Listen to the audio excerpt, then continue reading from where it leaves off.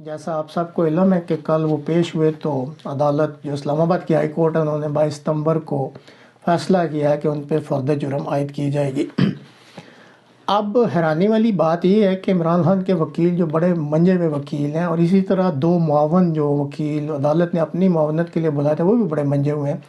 ان تینوں نے متفقہ طور پہ یہ ثابت کرنے کی کوشش کی ہے کہ یہ توہین عدالت کا کیس نہیں بنتا، لیکن کہتے ہیں نا یہ ملک پاکستان ہے، اور میں تو کئی بار کہتا ہوں کہ جس کا ڈنڈا اس کا سنڈا۔ اب کس کے دباؤ پہ یہ سارا کچھ ہو رہا ہے اس وقت میں نہیں کہہ سکتا، کیونکہ یہی وہ عدلیہ ہے، جب چاہیں تو ان کو پورا ہاتھی بھی نہیں نظر آتا اور سونٹ صرف پھنسا لیتے ہیں، اور اگر جب چاہیں تو پھر کہتے ہیں جو ان کی جی میں ہے وہ کر دیتے ہیں۔ اب یہی ہائی کورٹ ہے اسلام آباد کی، یہی چیف جسٹس سے اپریل میں جب یہ ان کی رجیم چینج ہوئی ہے تو ان کو رات کو 12 بجے مارشل لا لگتا تو نظر آ گیا، لیکن جو ایک قانونی طور پہ اس وقت کے وزیر اعظم نے اس وقت کے جو چیف عوامی اسٹاف کی تعیناتی کو منسوخ کیا تھا یا ان کو عہدے سے ہٹا دیا تھا، وہ ان کو نہیں نظر آیا،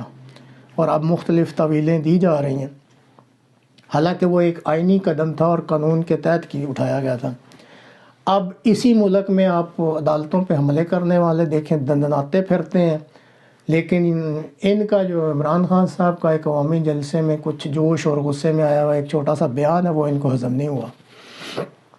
بہرحال عمران خان کا اب ایک کڑا امتحان شروع ہو گیا۔ اگر تو وہ جیسے دعوے کرتے ہیں کہ میں ایک خوددار آدمی ہوں، میں اصولوں والا آدمی ہوں،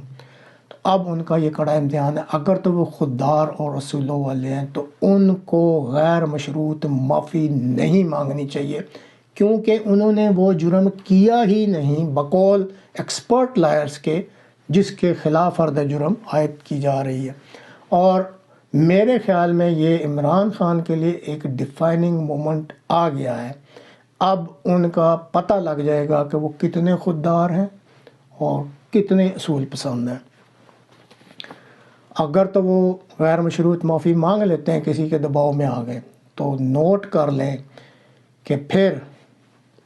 آپ کا پتہ صاف ہے۔ لیکن اگر آپ اصولوں پر ڈٹے رہتے ہیں اور خودداری دکھاتے ہیں اور کہتے ہیں میں نے جب ایک جرم کیا ہی نہیں تو معافی کس کی مانگ، تو پھر آپ کا قد مزید بلند ہوگا۔ اب آلریڈی ان پہ درجنوں تو مقدمے بن چکے ہیں، اور ابھی تازہ خبر یہ آئی ہے کہ نیب نے الیکشن کمیشن کو ایک اور خط لکھ دیا ہے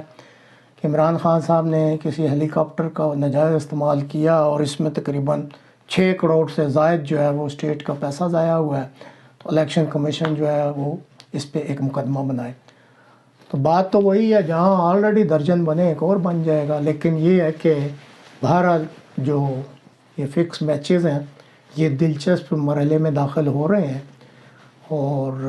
اینڈ رزلٹ اس کا کیا نکلے گا یہ اس کے لیے ہمیں انتظار کرنا پڑا۔